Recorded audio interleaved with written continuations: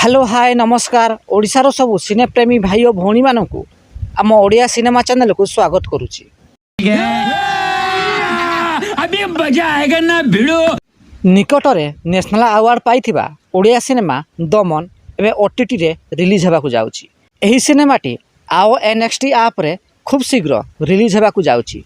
एने आओ एनएक्सटी ता इंस्टाग्राम पेज रे एक पोस्ट जारी करिछि। एही दमन सिनेमाटी 2022 मसीह रे मुक्ति लाभ करिथिला। एही सिनेमार प्रोड्यूसर दायित्व रे प्रताप राव थिबा बेले निर्देशना देइथिले विशाल मौर्य एवं देवी प्रसाद लेंका। एही सिनेमार मुख्य भूमिका रे बाबूशान महांती एवं दीपन्यती अभिनय करिथिले। चलित वर्ष दशहरा रे रिलीज होगा जाउछि नुआ ओडिया सिनेमा दुर्गा।